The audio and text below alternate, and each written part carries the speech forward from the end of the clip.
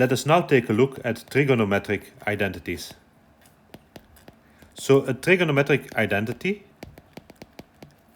is basically just an equation where the left-hand side and the right-hand side both contain trigonometric functions. And the goal is then to show that the left-hand side and the right-hand side are equal, so that both expressions basically boil down to the same thing. So we will show it through some examples. First example, prove that 1 plus cotangent theta minus cosecant theta times 1 plus cotangent theta plus cosecant theta equals 2 times the cotangent of theta. To prove this, we will start with one of the two sides, left-hand side, right-hand side. In this case, the most complicated expression is on the left-hand side, so we will start there. So the left-hand side, and what we see here is that we have something as a minus b times a plus b. So we all know that a minus b times a plus b is a squared minus b squared. So in this case, the left-hand side is equal to 1 plus cotangent theta squared minus cosecant of theta squared. If we then solve the square, so we get on here, it's 1 plus 2 times cotangent of theta plus cotangent squared of theta minus cosecant squared of theta. Furthermore, we saw last time with the fundamental identities that the cosecant squared of theta equals 1 plus cotangent squared of theta.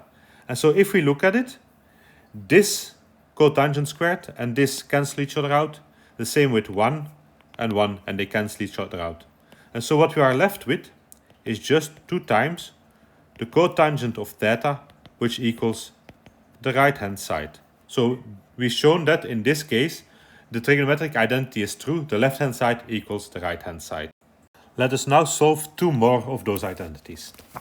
The first one, prove that 1 divided by cosecant theta minus cotangent theta minus 1 over sine theta equals 1 divided by sine theta minus 1 divided by cosecant theta plus cotangent of theta.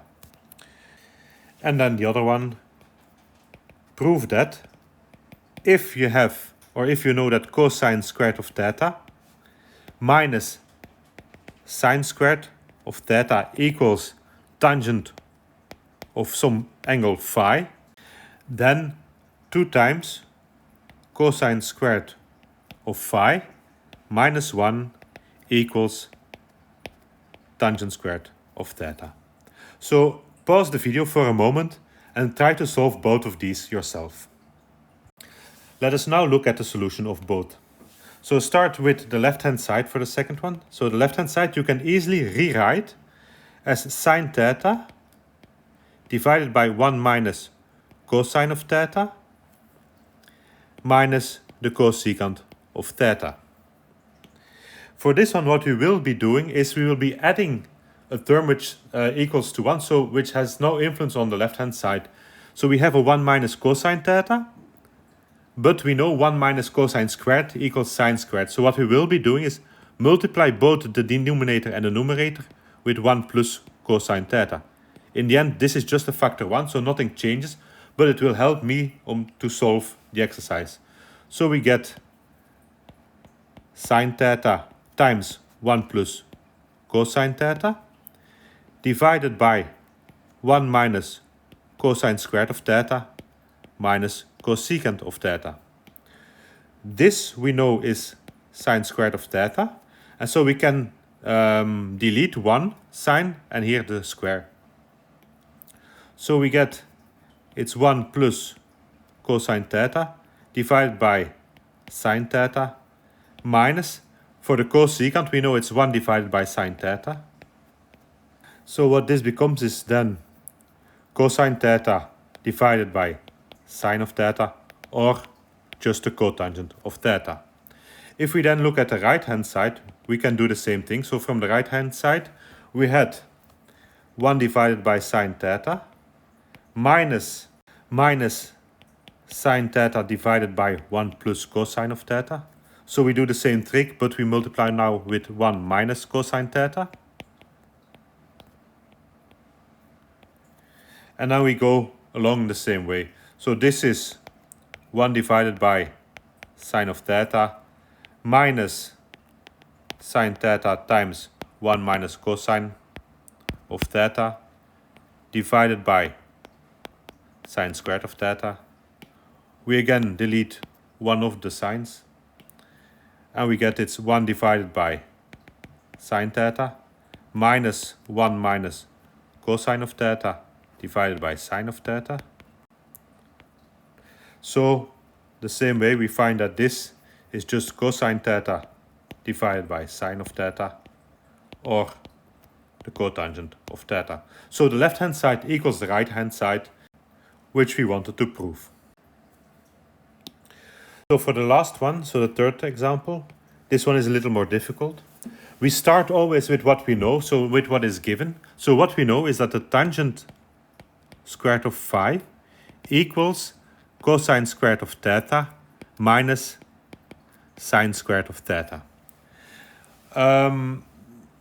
What we then will do is we'll try to rework this formula in such a way that we can get to the final result. So what we will do is we will try to work on the right hand side. So we have a cosine squared and a sine squared, and we will try to simplify this expression a little bit. We know that cosine squared theta plus sine squared theta is 1, so we could add 1 to both sides. So on the left hand side we just add 1.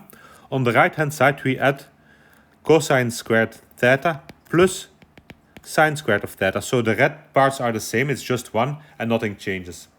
If we then look, this means that here 1 plus tangent, we know that this one is a secant, so this is secant squared of phi equals, so the sine squared will cancel out, so it equals 2 times cosine squared of theta.